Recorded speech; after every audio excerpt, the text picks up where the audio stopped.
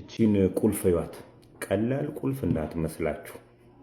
ጤግሮሶች ናቸው ጅማ ላይ ለ23 ወጣቶች መኪና ከቻይና ሀገር ውስጥ አስገብተናል። ስለዚህ መኪኖቹን 23ቱንም ጭነን መምጣት አልቻልንም። ጭነን የመጣ ነው 3ቱን ነውና 3ቱን ውሰዱ። ሀያዎቻችሁ ደግሞ እንድንተማመን እችን ቁልፍ ያዙና ያሉበት ድረስ አዲስ አበባ በተለያዩ ቦታዎች ላይ ቆመዋል። ትወስዳላችሁ፣ መታችሁ ትወስዳላችሁ።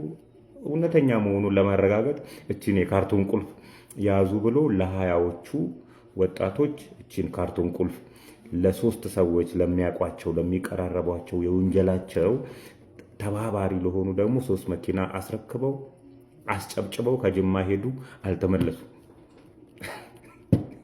እንዲህ ነው እየበሉን ያሉት። በዚህ ውስጥ የሚያሳዝናችሁ ነገር በዚህ ውስጥ የኦሮሚያ ወጣቶችና ስፖርት ቢሮ ዳይሬክት ተሳትፏል።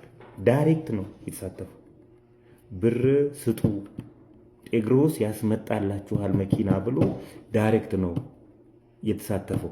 ለዚህ ውለታው የኦሮሚያ ወጣቶችና ስፖርት ቢሮ የተለያዩ ስራ ኃላፊዎች ቻይና ድረስ ሄደው መኪና አይተናል ብለው መስክረዋል። ፊንቴክ ጅቡቲ ሄደው መኪና አይተናል ብለው እንደመሰከሩት ሁሉ የኦሮሚያ ስፖርትና ወጣቶችና ስፖርት ቢሮ አይተናል። ምን አገባው? የስራ ኃላፊነቱ የወጣቶችን የስራ አጥነት ችግር መቅረፍ ያለበት ይሄ ቢሮ ነው ወይ? ምን ቤት ነህ አንተ እና ወጣቶችን የምታስበላው? ይህኔ ነው እኮ መጠየቅ እነዚህን ሰዎች።